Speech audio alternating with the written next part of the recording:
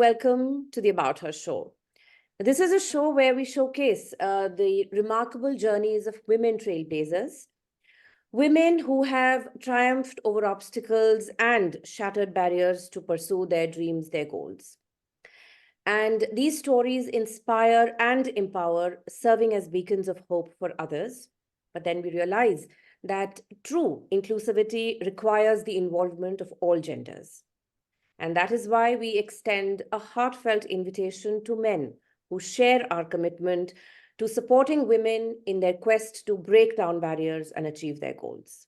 So, whether you're a woman forging her own path or a man committed to promoting gender equality, your presence on this platform is invaluable. Together, let's strive for progress and inclusivity, making a difference one story at a time. So, a very, very warm welcome to you. Thank you so much, Sangeeta. Pleasure to be on the show, and I'm so happy that of course, I've been following your show very religiously, and it's an amazing show. We've seen some of our authors also, you know, be at the show, and they've shared their experiences, which have been absolutely fantastic. So, it's good to be at least the first man from within my circle to be part of this show. I was looking forward to it, and you rightly said that we need to celebrate women in a more gender neutral way, where all genders can appreciate that, because I truly believe that today what women are achieving is not purely because of the fact that they're women. I mean, they are so competent and able that they could achieve it even if everyone was participating alongside them. So very, very happy to be part of this, and looking forward to a great and invigorating session. Same here. Okay, so let's get started. So a little bit about your early life, your childhood experiences, and if you think any of those experiences shaped your personality or ensured that you are the way you are today. Sure, I think that's a very pertinent question. I think somewhere or the other, everyone's formative years eventually shapes them into the person that they become, or certain aspects that help them or assist them in later life. So I was from a nuclear family, new and clear both. So my dad, my mom, and I, and all throughout we've been friends. It's never been like a typical father-son or a mother-son relationship. Of course, the respect, regard has always been there, and those are boundaries that at no point of time I have crossed, and I still listen to them very diligently even today. But the frankness that should come with a relationship, the communication that should be there, is what I felt was something that really stood apart, because now you do see a little more inclusivity or that frank equation coming in between a parent and a child, because with the advent of social media, new thoughts coming into play, speakers coming in speaking about how relationships can improve. I think that is a conscious effort a lot of people have made, but I think way back in the early 90s, it wasn't something that was very prevalent. So I do feel fortunate that I was part of a family which was a family that truly supported me in every endeavor of mine, and till date they do so. I mean, they've realized my interests, and they've always supported me. So as you asked, I think as someone who is now part of the literary community, I think a major part of that also started off when I was 3 or 4, because Amar Chitrakathas played a very crucial role in my early years. It still does. It still does. In fact, just a couple of days ago, I was reading another one. So it started off when I was around 4 years old, and it's still continuing. So I remember, and I've said this also at a few other places, I'd gone to a shop, and there was this toy of a man with a parachute, and there was an Amar Chitrakartha of Lord Ganesh, and my parents asked me to choose one. So now it wasn't that they couldn't buy me both, but the valuable lesson that I learned over there was that they wanted me also to prioritize. And at that point of time, I still remember the logic with which I went ahead and made my selection. I think that's something that has still stayed with me. Was that I thought that if I buy the toy, I'll probably have fun with it for, a month or two. I'll play with it. Yeah. Then sooner or later, newer toys will come in and this will be lying in one corner. Probably I'll outgrow playing with, these toys. But a book will always stand the test of time.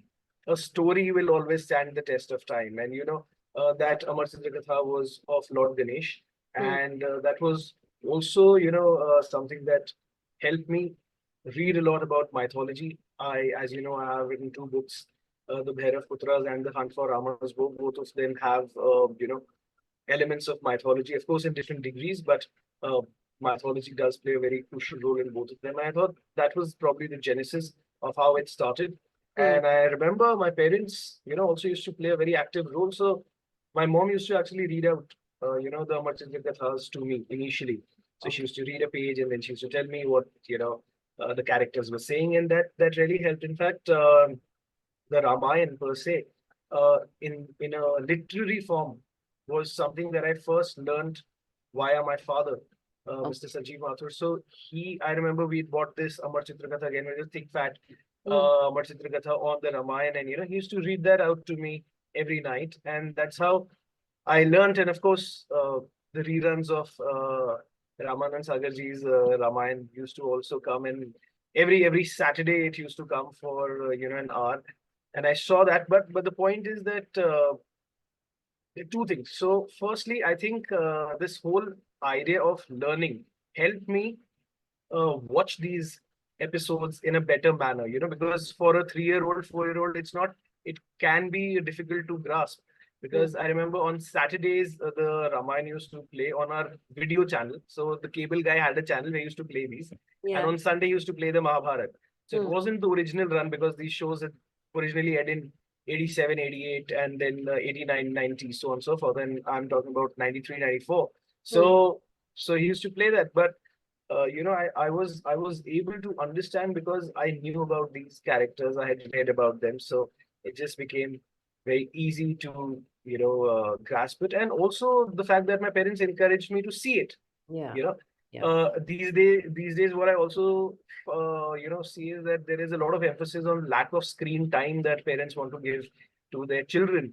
Yeah. And I mean, just today I'd gone for a party and in the afternoon, and there were several people who were saying, "Oh, we give no screen time to our child, and we don't want them to see X, Y, Z."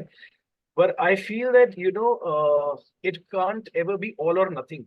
Yes. It has to be somewhere in the middle. So Yes. so if you say that no screen time, and that's also something I see today in my house, where my wife wants to give lesser and lesser screen time to my daughter. I always tell her that, look, I mean, all round development, all round growth will happen when you do all things together.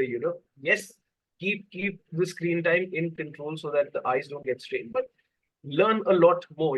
I think the emphasis today has become on bookish knowledge. A lot of parents wanting their children to do various kind of courses, to see that they tick all the boxes.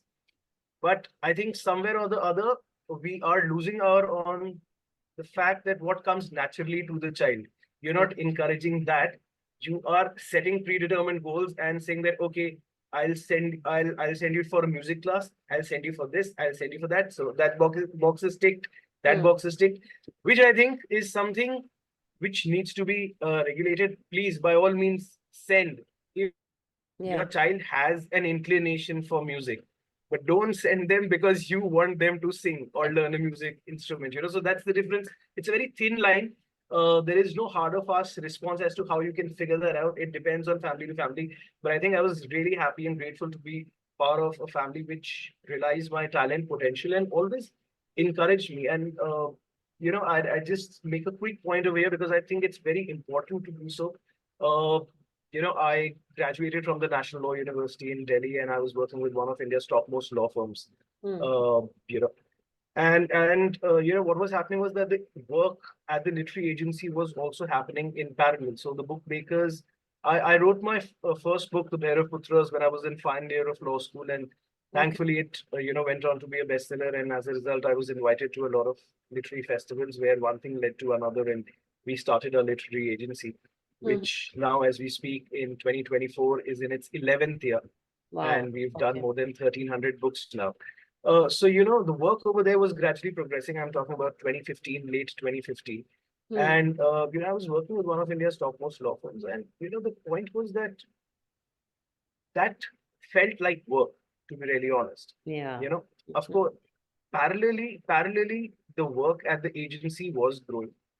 And it wasn't as if, devoting time to the agency would have given me room for more time to myself. No, law firms have crazy working hours, but so was the, working schedule at the agency as well. But that did not feel like work because that was Yeah. a creative work. So, if you are creatively inclined, again, if you're inclined towards it, it will not feel like work. You'll enjoy doing that. Yeah. Right. Yeah. And I just decided, I thought that, it would be something that I'd love to take on full time and work on. And my parents were, extremely supportive. And thankfully, by God's grace, we did some great work. Our authors showed faith in us, and the publishers showed faith in them, and they took up those books. But in retrospect, I always realize that for a parent or parents to see and realize that you've put your child in a professional course. The child has gotten through one of India's best law schools. So I graduated from the National University in Delhi, then worked with a major law firm, and then one day deciding that, look, maybe this is not where my heart is. I would like to do this. Is a tough choice. Because when you are working with a company, you have a stable income, and you know that you can only grow from there because you're at one of the biggest places. Whereas if you have your own setup, everybody puts in time, effort, hard work. Results often vary, so it's not always in your control, right? So for parents to look into that and then overlook it and then encourage me to say that, okay, go ahead, do what your heart tells you to. I think speaks volumes about them. Yeah. More than me, because I was getting an opportunity to do what I wanted to. The fact that I excelled, as I said, has a lot of contributors to it, and not just my own hard work, because everybody puts in, equal hard work.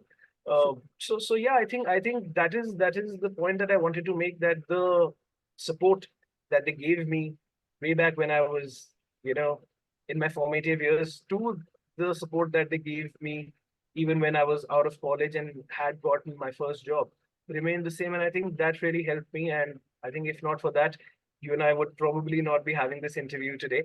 So they have a very huge role to play, and I genuinely and sincerely thank them for the same. It's true, parents play a pivotal role, and sometimes when we are parents, then that is the time when we realize, what role did our parents, play in our life? Because till the time we are growing up, we just take them for granted. But yes, all that support and encouragement, I think that paves the way in a very, very big way. So, Suhail, reflecting back on your life. So, if you think of the women in your life at that time when you were growing up, so whether your mom or cousins or aunts or teachers, Sure. so were there any valuable life lessons that you picked up from those women? Sure. So I think, fortunately, I've been blessed to be surrounded by, several women who excelled in a lot of things in life. And, I'm really happy that this discussion around the fact that housewives are not housewives, they're homemakers, has come about, because that is so true. That is so true. A lady can be a homemaker out of choice also. But that does not mean that they cannot do a lot of other things. And even if you are a homemaker, there are so many sub levels of excellence that you need to achieve. I mean, it can be the bare minimum, your equation with your housemaid, for that matter. How do you ensure that the housemaid comes on time, does the work that is needed to be done? Also depends on your relationship with the maid, or what your man management skills, or in this case, woman management skills. Okay, keeping in tune with the podcast, women management skills are. Okay, so I think that is something that I'm really happy about, that's come around. But yeah, so I think I've always been blessed. So my of course my mother has been a great beacon of inspiration. And I've always seen her as someone who always had the never say die attitude. And she had, immense confidence in me. And I'll also probably cite an example once I've, elaborated a little about this. Um, my Masis, Buas, and of course the teachers in my life. So, because at that point of time in my school, I used to study in GPS Noida, and the male teachers, of course, came once we were in the senior classes. But till then, every teacher was a lady, and yeah, so just imbibing, soaking valuable life lessons from them in every sphere, be it your day-to-day activities, or be it something relating to education, or some new chapter that they taught us, Yeah. worked really well. I mean, uh, and I'm again in a very blessed position, because even today I'm in a situation where I work with so many talented ladies, including you, who are doing a plethora of things, excelling at each and everything that they're doing, be it in their professional field, be it in their cultural field. And just to be around these people is wonderful, because you get to learn a lot from them. I think if you are with people from whom you can learn from, is the best thing that you could do, because 10 people may have one good thing about them, but if you are around all 10, then you can learn 10 good things and enrich your personality. Absolutely. So that's how I genuinely look at it. And yeah, I mean, couple of things that very organically are coming to our mind right now. Um, so my first ever performance in acting, and I've done a lot of acting during my school days, but my first ever performance uh, was when I was in nursery, and there was this play that the school was organizing for the prize distribution ceremony that was eventually going to follow for the year. And it was about various species and how they were reacting to a particular event. So Okay. I had, along with several others, gotten the role of monkey. All Okay. right. So I was in nursery and I'd got the role of a monkey. And we had to crouch and sit during the rehearsals. And we were doing that, and I was like really finding it very difficult. Okay, so it was a very uncomfortable position to sit in, and I was having a chat here and there with my friends. So our headmistress at that point of time, Miss Renu Saxena, came, and she knew that I was one of the students who was doing well at that point. Of course, it's nursery, so you can only know as much. I mean, it's not been a lot of time, but she was very supportive even then. And so what happened was that she saw that I was talking a lot. So she said that, please, I think Suhail's talking a lot over here. So he was disturbing the students yesterday also. So send him to another group. So she didn't she could have still said that, just take him out of the activity, but she didn't do that. She said that, put him in another group. And the other group that I got was of the birds. So then I was playing an eagle. Yeah. So I didn't have to do much. I just had to stand and I had to wave my arms. So that was easy instead of doing that crouching activity. So that was my first performance. And invariably, when we started off on at the theater, so I was more busy looking out for my parents. Of course, while playing my arms, I was still trying to look out for them. But no, what I felt was that you always have to be grateful. She could have still taken me out of that activity, but the fact that she put me into something else may not be on purpose. But how I look at it is, if things fall into place, you have to be grateful to that person. Made it very comfortable for me, and that was the first of many performances that I did won awards and accolades for. So that's one. I think what I've also learned from my mother majorly is the fact that you know she has the get up and go spirit, and when it comes to me, she has immense belief uh, or at least had immense belief. I haven't checked with her what she feels now, but I'm sure she um, has. hopefully she feels the same. But at least at that point of time, just to be on the safer side, she did feel that I had a lot of potential. So I'll take you to a specific example. So in 1999, the Pakistani cricket team had come to India to play a bilateral test series, and that was the first time that the Pakistani team had come in over a decade to India to play. And you know, at that point of time, I was actually extremely interested in cricket, and I was actually writing a book also on cricketers, like a book on cricketers which brought about their personal likes, dislikes. It was basically a trivia oriented book that I was working on. And the Indian team. So this is the test series where Anil Kumble took his 10 wickets. At the Firozshah Kotla. Eventually, that was the second test match of the series. So my mother actually called up, and I don't know how she did it, but she connected to the Indian coach at that point of time, Mr. Anshuman Gaikwad, and Okay. she told him about me, and she said that my son is a great enthusiast and he's not your regular autograph hunter, and he has great knowledge about the game, and he is planning to do this, which to be honest, and I mean without sounding pompous but just being fair, was also true. I mean, I wasn't being overawed by the players. Of course, when you are young, you obviously idolize them. But Yeah. the fact was that I was very interested in it. But as I say, that there are several other people who are equally interested. Not everyone gets that opportunity, and it's that opportunity you have to be, grateful for. She spoke, and Mr. Gaikwad was, so welcoming, and he said that please get him over when we play the Delhi Test match, Hmm. and it would be great to meet him. And I remember going on the first day of the Delhi Test match. After the first day, I went with my father and mother, and Mr. Gaikwad spoke to me, and then he made a phone call and he said, "Yeah, listen, hi. So what are you doing? All right. So why don't you come to my room?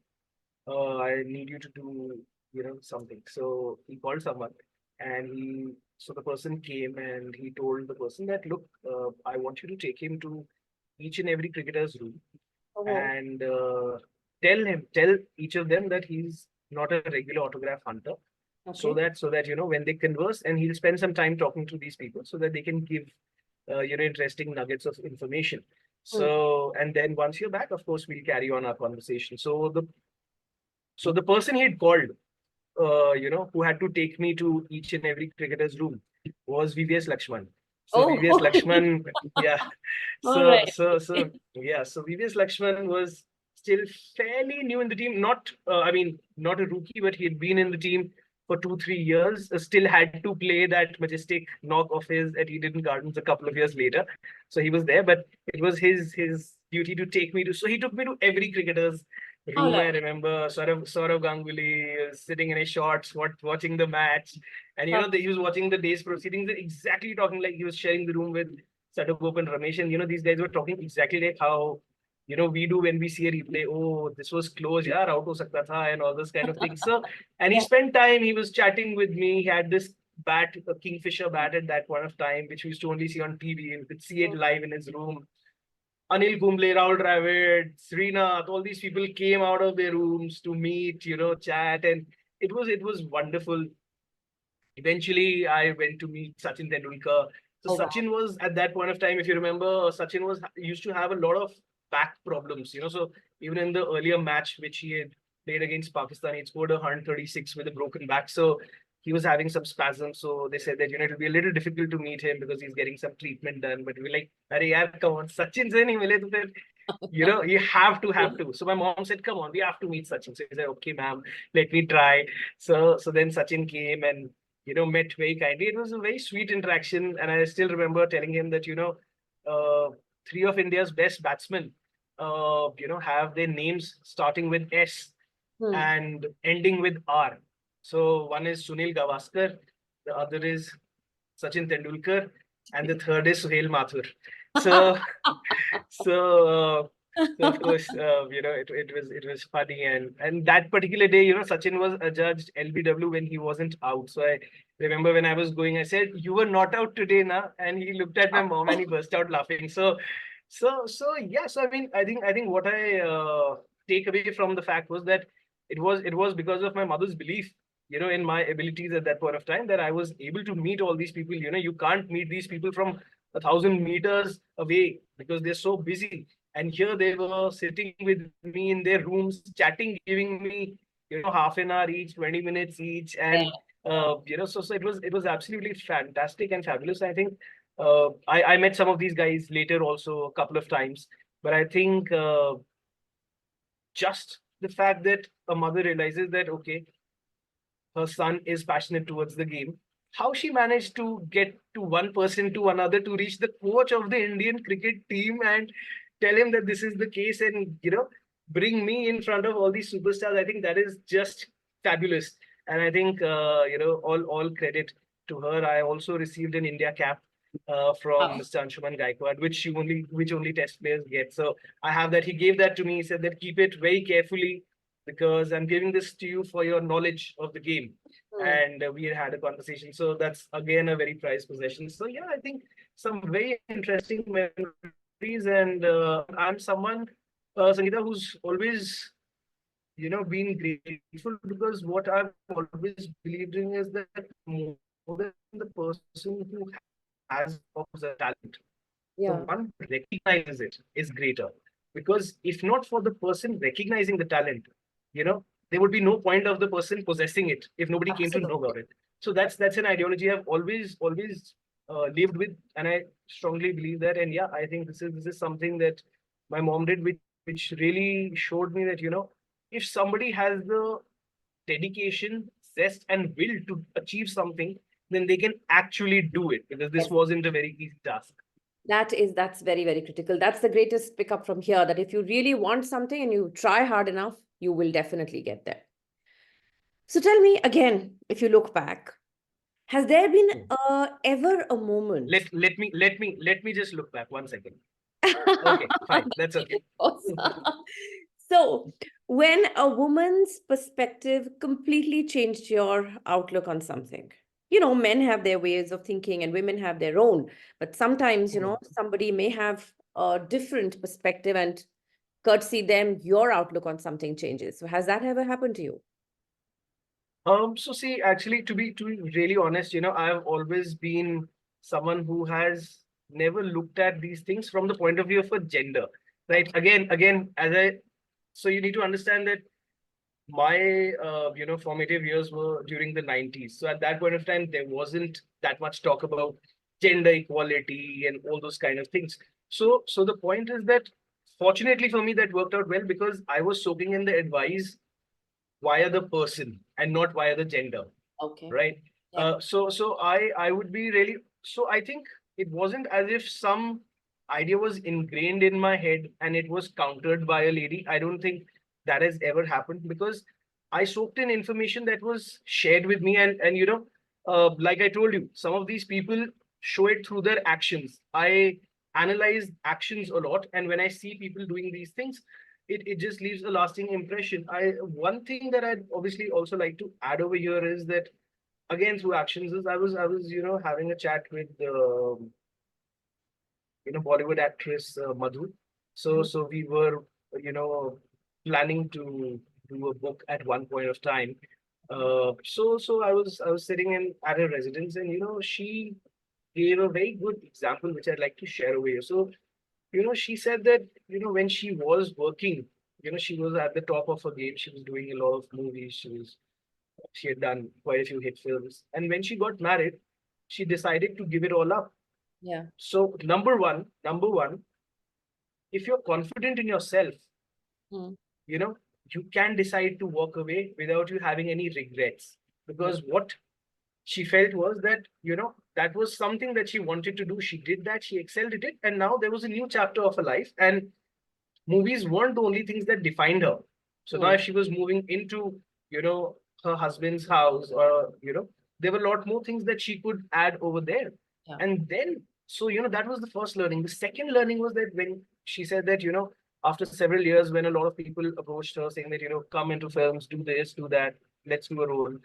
So she started getting these invites to film awards. Mm. And she said that, when I used to earlier go for film awards, I used to sit, in the first, second row or so. And basically from what I got to know out of the response was that in Bollywood awards, you are possibly seated as per your current standing, or how famous you are at that point of time. So she said that, but when I went again after so many years, I was sitting in the 10th row. I was sitting in the 11th row. So should I get depressed? That look, where have I come from? The first, I have now been relegated to the 11th row. Should I look at it that way? Or should I look at it that, look, even after so many years, I'm still grateful that I am at least in the 11th row when there are 100 rows behind me, number one. And secondly, the fact that now I'm at the 11th, but God has given me an opportunity to again bounce back and go to the front. So that was a perspective that was really good, because usually what happens is that someone would, be downcast and be like, oh, at one point of time I was doing XYZ and look where I am now. But I think that response was really good in terms of just having the never say die attitude. And I think that has stayed with me for a very long time. This conversation wasn't even part of the main work that we were doing. It was just a normal discussion that we were having, and through that discussion I realized that, okay, this is a very important life lesson. Yeah. Otherwise what happens is that a lot of people, as I said, would feel disappointed, dejected in life, that यार हम कहाँ थे और हम कहाँ आ गए हैं. But that was a game changer for me. I always relate to that. I think things that can motivate you in life are the best lessons that you can learn. So the point is, you asked that if you had a certain belief and someone countered it. So nobody countered it, but the point is that there will be a lot of motivational speakers who will say that never give up in life, Yeah. always go ahead. But those seem mere hollow examples till such time you actually see a real life example in front of you, and that is what she provided. So when there was an example, I said, okay, this is a life lesson where a lot of people have said this. Here is an example, and I know then that if at any point of time someone or the other is in such a situation, motivate them by mentioning this to them. So I think that was something that really worked well. Yes, it does. It will actually. It's something that I don't think, can ever not motivate. It'll always motivate you. So there are so many stereotypes that we live with, and sometimes you don't even know they are stereotypes because they're kind of so deeply embedded in us. So, but again, if you were to look around you, so what is the most absurd misconception that you've encountered about women, and how did you debunk it? Okay. So two things over here. For one, I'm sure I'll get bouquets, but for the other, I'm not very sure whether I should mention. But I think I just have to be fair and honest. So I think there are two things that I've seen. That one is people say that women are terrible drivers, and second is that that women can't keep secrets. Okay. So yeah, so I think, to be really honest, and as I say that it's never about the gender, but it's just something that you look at. I have, and even yesterday it happened. A lot of times on the road when you're going and you see someone driving little in an ori manner, you're like, yaar kaun hai yaar ye? I don't know why, but 90% of the times it just happens to be a lady. So it's not that I have that preconceived notion, like, Yeah, I get it. ladies aren't driving well. Probably there are some men also would be there who wouldn't be Yeah, driving of course. well, but it was just that yesterday I was also there, and it was a Mercedes actually that someone was driving. And then it was, there was sort of a traffic jam, and then what I realized was that the vehicle in front of mine just turned away suddenly into another lane. And I told the driver that, what a strange fellow. Why is he not continuing in the same lane? Till such time that I realized that he did that because the car in front of him, which was this Mercedes, was driving at a snail's pace. Everyone was going in their own way, but this vehicle was somewhere in the middle, not even in any line, and Okay. lost in their own world at their own speed. So Hmm. he also had to eventually take that detour, and I was like, let me see who this person is. And unfortunately, but sure enough, it was a lady. So I just want to say that, look, I don't have a preconceived notion, but it has happened that this is the case. So that is So because see, I mean, that notion would have also started at some point of time because of some reason, right? I mean, people aren't targeting women unfairly because I mean, I personally feel that now, of course, it's become a norm that everyone drives, but say 10 years, 15 years ago, 20 years ago, when you saw a lady drive, it was a very commendable thing simply because you didn't see, women drive. So I was full of admiration for them. I remember my cousin had started driving, and it was like such a big thing that wow, she has a vehicle and she's driving a car, so superb. But yeah, I mean, to be fair, I do feel that this is not a misconception. Jealous is for the second Hmm. misconception, which is that ladies can't keep secrets. I must tell this to you because it's a very interesting story. The genesis for that Hmm. uh, lies in the Mahabharata. Okay. So the thing is that we all know that Kunti's first son was actually Karna, Hmm. and the Pandavas at no point of time knew that Karna was their brother. So the story goes that when Karna was, killed in battle, Hmm. at that point of time, that very night when his body was being, burned, Kunti went, and stood by the side of the funeral pyre, and she was wailing.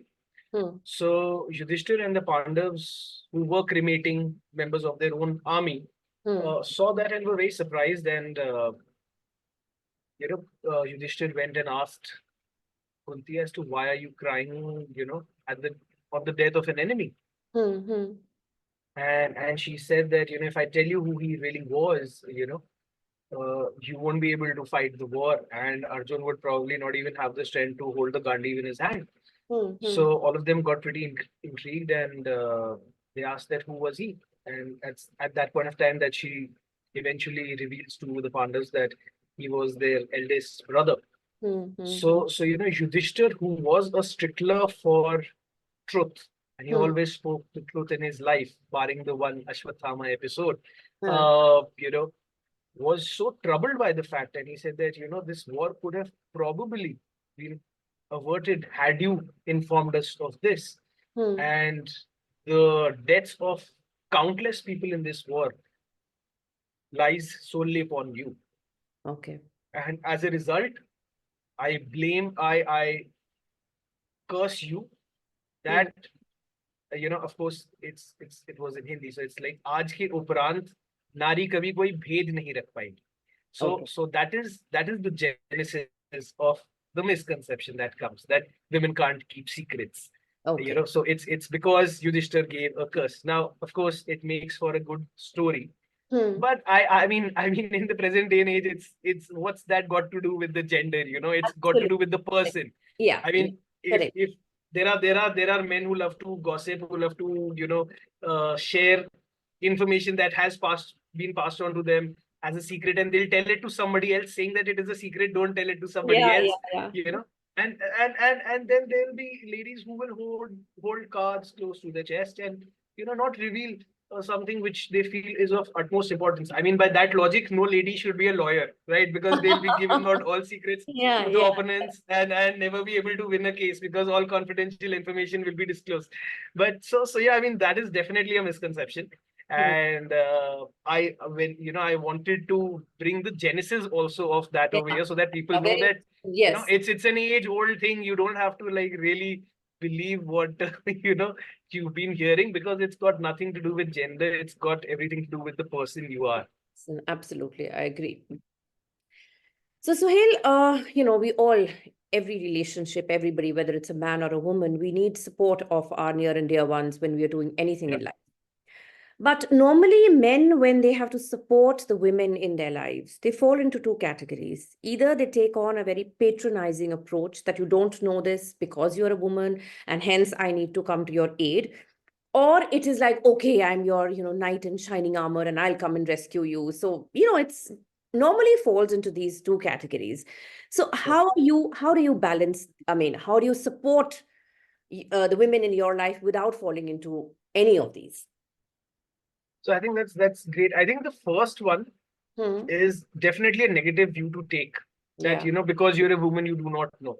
I Hmm. mean, that is highly sexist, and I would genuinely condemn that because again, it's got nothing to do with a man or a woman. If it is because you are a woman and you don't know it, it is probably because of the lack of opportunities that a lot of women in our country, have to face. And if they were to get an equal footing, that question would never come into play. And I think some of these things also have been age old, because unlike today, when women are getting, greater roles both at the workplace, in education, you've been in the education field yourself, so you know that everything is moving at least in a positive direction in the cities.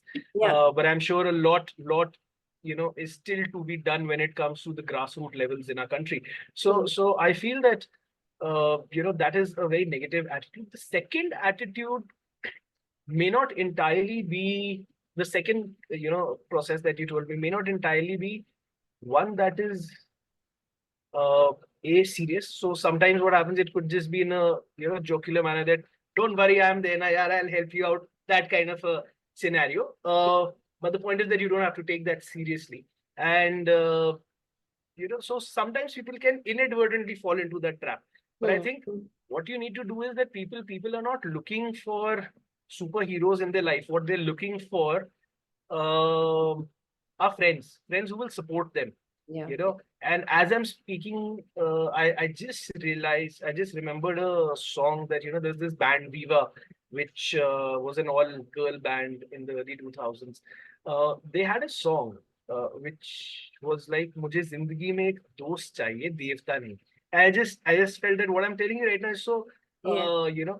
in accordance with what I'm saying, because be a friend, be a supporter, be a partner or a guide in whatever you are doing, instead of showing that, oh, I am the greater personality. Because I think what will happen is that if you genuinely try to support, and you could support anyone, you could support your mother in, doing a co-curricular activity that Yeah. she may want to do at some point of time in her life. You could be supportive to your wife in taking up a particular profession she wants to, or Yeah. you could even be supportive to your daughter in realizing what is it that she would like to do, and even the smallest of things, assisting her with that so that she grows. So so I think that is very important, because if you do that organically, and I think I do that organically, because for me, as I've said, it's never about the gender. It's Hmm. only that we are talking today about a podcast which is women centric. But for me, I always look at these people as my family. So there's no difference between my father and my mother for me, Hmm. or my wife and my daughter, in terms of, oh, this is a girl, or this is a lady, or this is so and so. I look Hmm. at them as members of my family, and I treat all of them equally, like I would treat anyone in life. I mean, it's like opening the door for a lady. So Hmm. if you're opening it, trying to show that, oh, look, I'm, so chivalrous, it's fine. I mean, there's nothing wrong. But I mean, do it if you'd probably also do it for a friend who may Yeah. have a lot of stuff in his hand and is unable to open the door. Do that for them. So I think if you have that kind of mindset, it'll work. And I think people realize it. People realize it over a long period of time. They realize what you do. Yeah. Some may not be as expressive, which might tend to hurt you at some point of time, because you may not be doing something for validation for someone. Yeah. But Yeah. when that work is not realized by someone that you put in, you do feel a little hurt. So I'll not dispute that. But I think if that is the case, then that is a showing on the other person, not you. So you should not change the way you are, because somebody else is going to react in some way or the other. So I always try to be supportive of whatever someone is doing.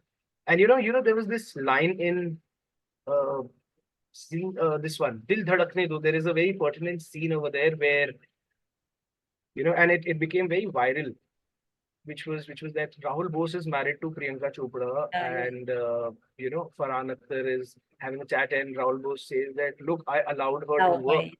Yes. And Farhan Akhtar says that, what do you mean by allowed her to work? Don't be patronizing. And to be honest, I thought that was an incomplete scene.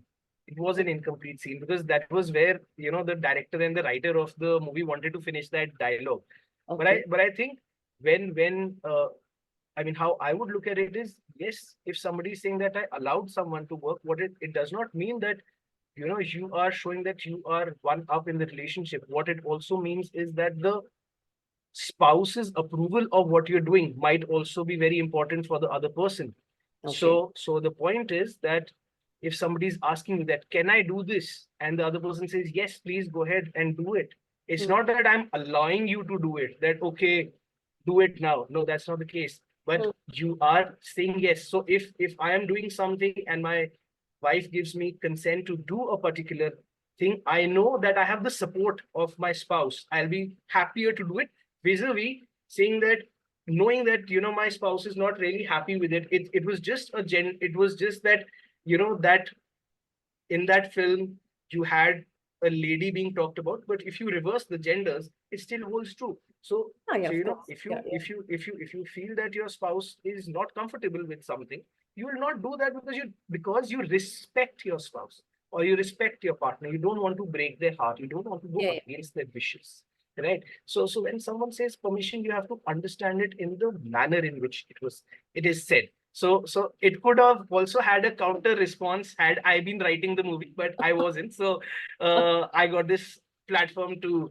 share it. So I think yeah. So be supportive, and I think if you're supportive, then it works out well. Yeah, I mean, just be your own self. That helps a Yeah, lot. yeah, yeah. And not bring gender into it any which way. Exactly. Yeah. Yeah. Absolutely. So, moving a little away from gender now, what are your views on what I call midlife rebooting? When people in their 40s and 50s decide to do something that they've never done before, Hmm. absolutely opposite to the profession they've been following, they may just give it up or may take something along the way. So, what are your views on that? Like a doctor taking to writing or painting or hiking or whatever it may be. Yeah. I think they should. I think everyone should, because what happens is that at every point in time, Yeah. you're constantly learning something. Uh, So alive is that person who has the will zest to learn something. hmm. That shows that, okay, they're full of life and not like, Arey yaar, hum to 50 saal ke ho gaye." So, okay, so one more thing that I'd like to say is that the 50 of today is not the 50 which was 30 years ago, Absolutely. right? I mean, so that has been a major difference. When if you're 50, you're still fairly young. At one point of time, 50 used to be considered old. If you look at the movies which were made 30 years ago, the actors who were 50 years old used to be playing grandfathers, and they looked also like grandfathers. Today, they are playing heroes still. I mean, I just saw this meme, very funny meme, but very pertinent. So I think 2 years ago. So Amitabh Bachchan was the same age Huh. in Mohabbatein as Shah Rukh Khan was when he did Pathan. All right. So they were Oh. both 58 years of age when they did the movie. So that was a meme that I saw recently, and I was like, okay, yeah, fair enough. So I Yeah. mean, that is that is something you do see. So I think that is difference number one. And I think you have to constantly grow. Also, what I feel is that when you are at a different stage of life, your priorities will also change, right? Yeah. So I mean, as you mentioned, a doctor who's now 45 or 50 has probably been in that field for 23, 25, 30 years, Yeah. as the case may be. Hmm. So they know their stuff, they know their thing. It's not as if they're saying that, okay, I'm leaving my profession and now I'll just sit and paint. That's not the case, right? Yeah. Yeah. It's Yeah. just an added thing that they're adding to their life, another facet that they're adding to their life. They should. So I mean, in India, as I always say, that you can't be a full-time author because books don't pay you that much, right? Hmm. You have to have another source of income. I think there are only a couple of authors in India who are full-time authors, but also they get their main source of income from now writing for films and Yeah. other visual platforms, as the case may be. Everyone. So that means that everyone who's writing, and there are so many authors of mine who are above 40 years of age, Hmm. uh, who are writing, and I think that's wonderful. You should do that. In fact, uh, you know, there have been two authors of mine, Hmm. males, but still the point is about.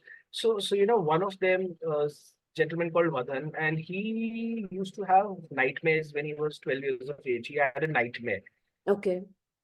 He eventually channelized that nightmare into a story that he wrote when he was in his 40s, right? Okay. And I told him that do that because it was not only about the book that he was writing, but it was also giving closure to Yeah. something that had tormented him when he was a young boy, and Hmm. he had used his fertile imagination to then convert it into a story. So do that.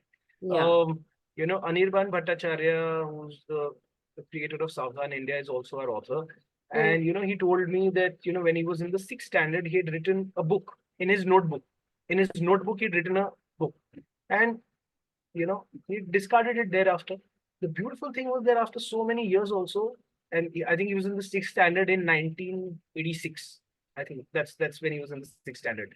So he still had that copy with him. And I personally took a look at it, and I told him that, look, this has to be a book. This has to be turned into an actual book, because you may be 40 plus right now, but you were just 12 years old when you wrote this. I think it would be wonderful for people to know about it. And we eventually brought it out as The Adventurous Six, which was released by Home Books International, and it did extremely well. So I am always a firm believer that, do as many things as you can in the cultural field, because your work is not the only thing that defines you in life. Right. What is your personality? Now, there are some people you'll find in life who excel at their work, but unfortunately, are a disappointment in every other thing that they do. And when I say disappointment, that they don't have any other facet to themselves, right? They're just good doctors, just good actors. For example, I'm just saying broadly, but do a lot of things. It helps. And paint, learn music, go for hiking. Why not? And I think because of this whole point about 40 is the new 20, so on and so forth, you see a lot of people who run marathons these days they do. are not your 20, 25-year-old people. They are those guys who are in their 40s and their 50s, and taking their fitness extremely seriously. I mean, a couple of them straight away come to my mind. Our own authors, Neil De Silva and Jigs Usher, they are marathoners. So, and both of them have college-going kids. So it's, and so, the point has got nothing to do with age now. I mean, they realized that this was something that they wanted to do, Yes. A few years ago, and then they got into it. So I think, please, everyone, please follow your dreams, passions, and all those people who are in their household must support them, with that. There shouldn't be, "Arey yaar, aap kya kar rahe ho? Time waste kar rahe ho?" Because everything does not have to have a commercial consideration attached to it. Correct. It's also about your mental well-being. It's also about what you feel satisfied with. A job is a job at the end of the day. If it gives you satisfaction, wonderful. But there could be a lot of other things that, you could find. Travel, for example, gives a lot of people a lot of satisfaction. Go ahead, do that. And sometimes people after retiring find the zest and for traveling, because during the course of their work, they're unable to do that. I think it's fabulous. So, yeah, please go ahead and do it. Yeah, I'll always be the first one to support you. Actually, you're right, because I just feel these little things that you add on in your later years, they just fill up those gaps in your life. Because when you're just doing that straight jacket thing all your life, I think there's certain aspects of your personality which are not able to come out or to develop fully. So when you add these little things, whether it's music or it's art or whatever it is, I think you just fill up those gaps and they make you so enriched, and so they're so fulfilling, in that sense. True, and it's also, as I said, dependent on what phase you are in your life. Probably, sure. if someone is 30 years old, they may not have any interest in music, or to learn music. But they may feel the need to do so when they're 53. So if you're feeling the need to learn it, go ahead, do it. Why not? Absolutely. So, Suhail, if you could swap roles with a woman for a day, who would it be and why? So honestly, two things. I would not want to swap roles for two reasons. Number one, I'm very happy where I am. Okay. And secondly, I feel that it's really difficult to be a lady. I'll give you so I observe a lot of things, okay, in life, and people will talk about that, women, as we also did, that women have to do so many things, not only at the professional front, but also in the personal front. But just 2, 3 things, So I used to work, in the entertainment sector also. I was working with the leading general entertainment channel where we were creating shows. And it's on a lot of occasions used as a joke that, "Arey yaar, औरतें कितना time लगाती हैं प्यार होने में." But the point is that just look at the time it takes to ready them, vis-a-vis a makeup man working on a guy and the shoot happening. So it's not that the lady is taking time. Yeah. It's the visual medium which wants you to adorn the jewelry, have an eyeliner, have cold eyes, put a bindi, all those things. Whereas a guy will just come, wear tinted glasses, a coat, and be ready, Oh, yes. Yes, as we the know case that. might be. So the point is that it's much easier for men. It's much easier. So there is a reason why it takes them lesser time, because, the process that they are following takes lesser time. It's not that the ladies are taking more time. Or for example, I mean, even, um, you know, when ladies have their periods, Mm. and I just feel that, for every lady to go through it on a monthly basis, to go through that, initial few days of pain, discomfort, is really unfair. Is really unfair. I mean, come on, Mm. as men, we have it easy. Yeah, we have it easy. I mean, we're not going through that. So, we are in no position to even comment, but I do realize that, I mean, see, again, these are topics that people don't speak about. So you have to realize it. You have to realize it and respect it. That, because ladies aren't stopping doing their usual chores professionally or personally by saying that, look, these are the 4 5 days that I'll not be able to work and XYZ. They're still doing that, irrespective of the discomfort that they are personally feeling. So hats off to them. Or when you're going to highways, and I always see this, when you're going to a highway, and you have to use a washroom, Mm. right? And unfortunately, in our country, a lot of times the washrooms are in a really shabby state, right? So I think men still have it easy, because there are urinals for them, so it's all right, irrespective of however the pots might be in the washrooms, because they are generally the worst, with water overflowing and Yeah, yeah, smell coming and all those things. But that is not a luxury that is afforded to women, you yeah. know. So those are things that you have to be grateful for as a man. That, look at these people. I mean, they still go through this without, even complaining. Otherwise, if you do that same thing to the man, say, "Arey yaar, kitna ganda bathroom tha yaar, faltu pe jana pada," this that. But they don't. I think that is something that every man needs to realize. And, probably it's great that we're having conversation around it, because I've always felt that, and I've always respected ladies. But it's good that a platform like yours is bringing these conversations out, because not only will it help bring these conversations out. I think for any man who's listening to it, it'll also help them broaden their horizons.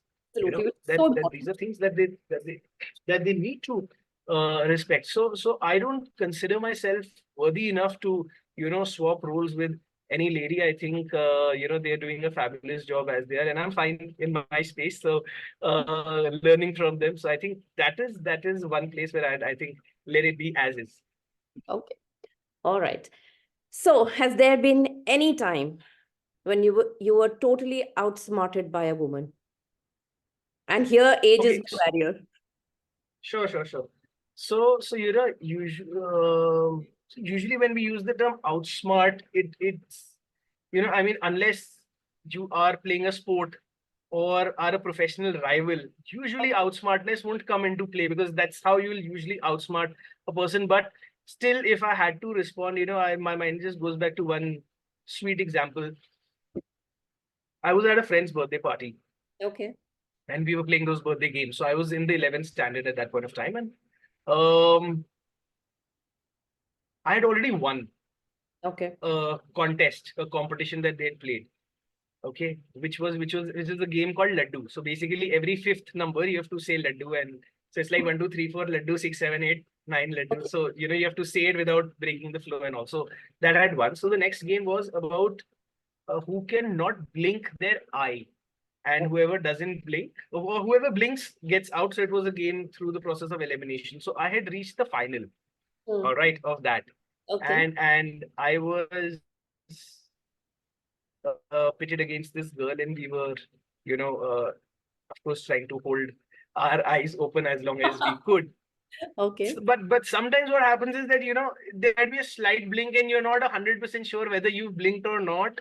Hmm. So I mean, because you're always trying to do this and see kitni der tak aankh khol sakte hain hum log, and all those things are there. But so what happened was that I felt that it may have happened, but nobody in the room had realized it. Okay, so Okay. I thought then it wouldn't have happened, because if so many people were looking at me, you know, I haven't seen it, then probably I might be a little mistaken. But there was this one girl who was sitting over there, and she went like, he blinked.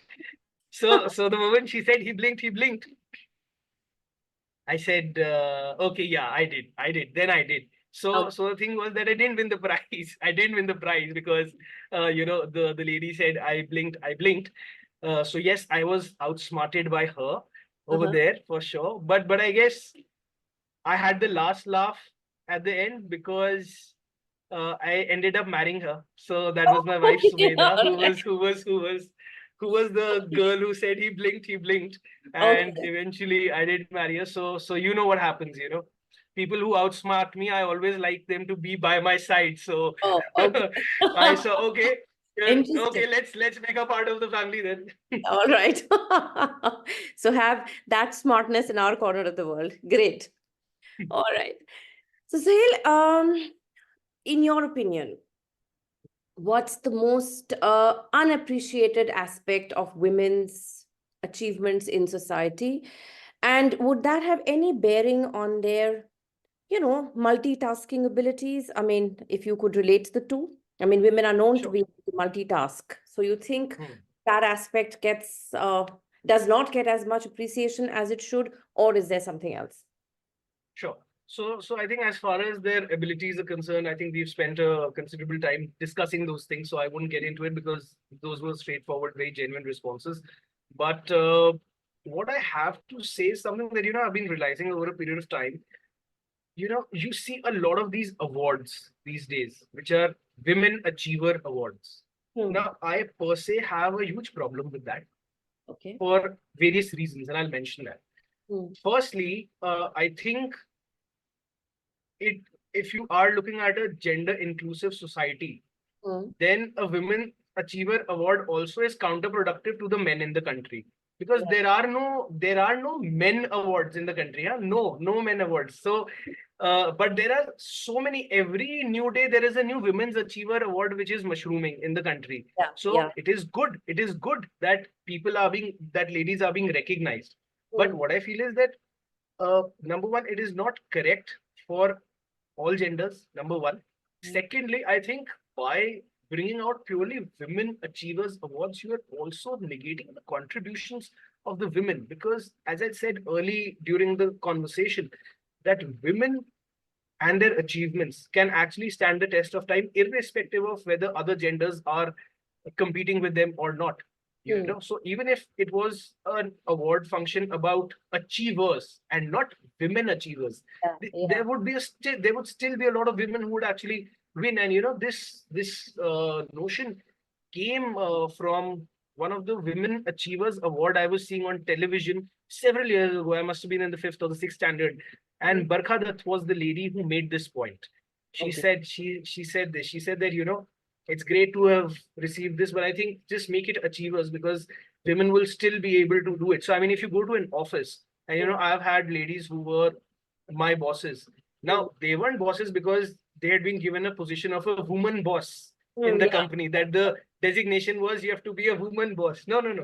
They were the senior, or they were the boss, because through their achievements, through their skill, they had reached that position, right? So I think you need to make it more inclusive, and you need to appreciate each and every woman by broadening the horizons. Otherwise, you are showing that women can only win awards if they are limited to, you know, the sector relating to their gender. So at that point of time, my question is, where does the sense of feminism, where does the sense of equality go? Because you are negating what you are trying to propagate otherwise. Hmm. Okay. All right. So finally, have you ever come across an empowering quote from a woman? And has it inspired you at any point? I mean, we women are known to, read such quotes and then, use them on our Insta feeds, Facebook, here, there, and maybe, even write something about them. But do men also do it? See, to be really honest, there's no inspiring or empowering quote that is coming to my mind, but there's a funny quote that is coming to my mind, which was related to Fair ladies, enough. which I remember a friend of mine mentioning it to me. I think we were in school, I think sixth standard or something. It was Valentine's Day. So a friend of mine came up with a quote, which is funny because it always thereafter remained with me. And the quote was, uh, "Hum hai seedhe saade brahmachari." So basically, the thing was that there were a few people who were going around at that time. It must have been the eighth, if not the sixth. So I asked my friend that, are you going around with someone? So he came up with this very straight face, poker face response, saying, little knowing that it was a joke. He's like, "हम हैं सीधे साधे ब्रह्मचारी, जहां देखी नारी वहीं पर आंख मारी." So, so it was quite funny. It was quite funny. So Okay. I said, okay, fine. There can be quotes which may not be your usual empowering ones, but it could still be funny. So I thought, yeah, that is one quote that has always stayed with me. So now you know that there are two quotes that I'm very fond of. One is the one I spoke, and the other one is the one I'm wearing. So so the two All quotes over right. there. Okay. Okay. So now we come to the rapid fire. So 5 Right. questions, 5 quick responses, and you are, of course, a veteran at that. Simple one first. Favorite book or podcast? One of the two. Favorite book or podcast? I think favorite podcast has to be yours because you've invited me over here today. So anyone who Okay. invites me All right. shows that they have great skill of judgment and selection. So I think it has to be Sangeeta's podcast, which is my favorite. So guys, please go for it. And jokes apart, I think it's also a very pertinent podcast. Please get more men also, to be a part of this conversation because it is important. When men hear other men, I Yeah. think what people also feel is that when men are hearing women, they feel that okay, they will tell their own side of the story. But when men hear other men at some point of time, it also acts as a great motivator because they feel that okay, if XYZ can, think like this, then they take inspiration and they try to bring about those changes in their lives. Like, for example, it's become all very cool and fashionable now that men also fast with their wives on Karwa Chauth, for example, right? And largely due to Karan Johar's Kabhi Khushi Kabhi Gum and some of the other movies that he made. But in my household, it was the done thing. Like my father always fasted with my Wow. mother Okay. on Okay. Karwa Chauth. So they got married in 1988, and since then he always used to fast. So for me it was like okay, what I've been seeing in my own household is now probably gaining traction at the national level, which is great. And Yeah. I've also followed that. I always fast with my wife.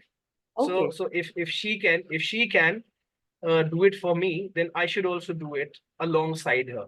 Be the support that you want to be. So lead by example and action. So yeah, I just like to add that. Okay. All right.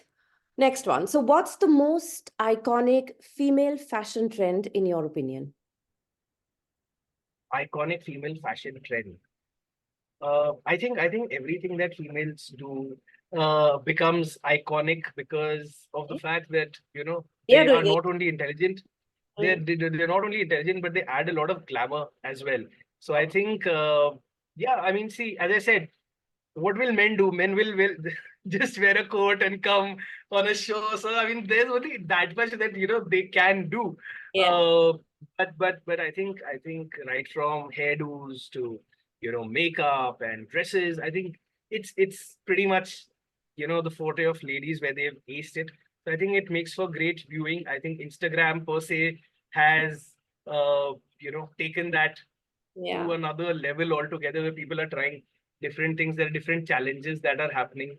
Sometimes I'm a little surprised also at the level of the reels that people are making on Instagram, Yeah. but which makes me wonder whether it's a social media platform or an adult platform. But the point is that when you're talking about glamour, that is something that you have to associate with ladies. And I think each and everything that they do has become a trend. So I remember one thing just to substantiate it. So my favorite actor is Abhishek Bachchan, and Abhishek Bachchan was doing Drona when he was shooting for Drona. He'd grown his hair, and as a result, he started a new trend which hadn't started with boys, and that was that he started wearing a hairband.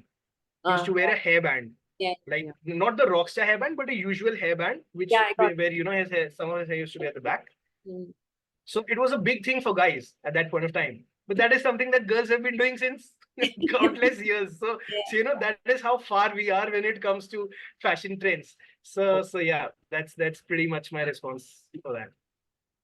All right. So if books were a flavor, what flavor would your favorite book be? My favorite flavor would be chocolate. So I think we go. Chocolate? So chocolate works well. I mean, see, as far as chocolate, yes, chocolate, as far as ice creams are concerned, I love anything and everything. The only chocolate I detest is the pan chocolate and the mint chocolate. So apart from those two flavors, all books are welcome. But yeah, chocolate and books, great combination. All right.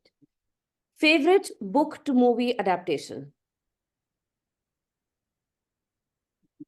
Favorite book to movie adaptation, very interesting.